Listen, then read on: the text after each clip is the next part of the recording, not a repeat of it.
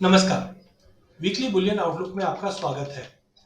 अगर हम पूरे बुलियन पैक की अगर बात करें तो मार्केट में एक अच्छी खासी तेजी के बाद अब एक कहीं ना कहीं करेक्शन मोड पे आता हुआ दिखाई दे रहा है, जिस दिन से हम जानते हैं कि जितने भी फैक्टर्स थे वो ऑलमोस्ट मार्केट डिस्काउंट करके चल रहा है।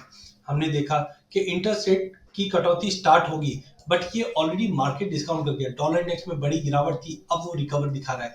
तो पिछले एक हफ्ते में सोने में हमने 1% की गिरावट, जबकि चांदी में 3.5% की बड़ी गिरावट आती हुई देखी। सोना करीबन 62,500 का लो लगाकर आज 62,700-800 के करीब ट्रेड कर रहा है, जबकि चांदी 72,300 का लेवल दिखाकर लगभग 73 के आसपास ट्रेड कर रही है। बट अभी भी हमें लगता है कि फेड के मिनट्स के बाद मार्केट में दबाव बढ़ा है और कहीं ना कहीं आने वाले हफ्ते में और गिरावट बढ़ती हुई दिखाई देगी, क्योंकि डॉलर इंडेक्स अब 102 के ऊपर आ चुका है बड़ी गिरावट के बाद।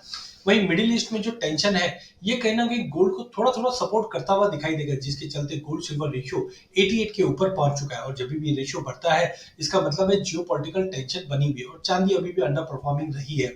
वहीं फेड के जो पॉलिसी मेकर्स है, उन्होंने बताया कि 0.25 का रेट कट मार्च में हो सकता है, जो मार्केट ऑलरेडी एक्सपेक्ट करके चल रहा है, जिसकी वजह से ये न्यूज के बावजूद हम देख रहे हैं कि सोने और चांदी में गिरावट आई है। इंटरनेशनल में भी सोना हमने $2100 का लेवल ब्रीच होते हुए नहीं देखा, जबकि चांदी में भी $25 के ऊपर प्राइसेस सस्टेन नहीं कर पा रहा है।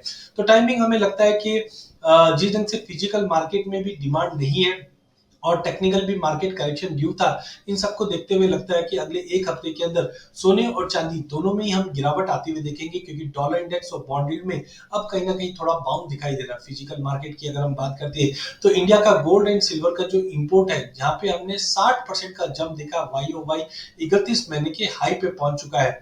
वहीं पीपल्स बैंक ऑफ चाइना ने कंटिन्यू सितंबर मंथ में हमने देखा था कि कंटिन्यू गोल्ड में बाय कर रहा है। चाइना का जो गोल्ड कंजम्पशन है वो फर्स्ट 3 क्वार्टर में भी काफी अच्छा रहा है, जिसके चलते हमने देखा फिजिकल साइड मार्केट टाइट ही है।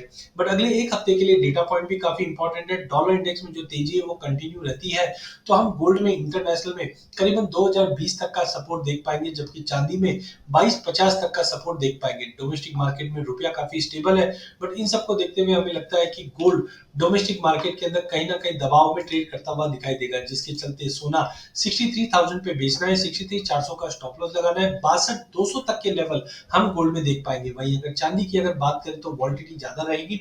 73,300 तक बेच के चलिए, 74,500 का स्टॉप लॉस रखिए, 71,500 तक के लेवल हम चांदी में भी देख पाएंगे। तो कुल मिला के सोने चांदी में अगला एक हफ्ता नेगेटिव ट्रेड करता हुआ दिखाई दे सकता है। धन्यवाद।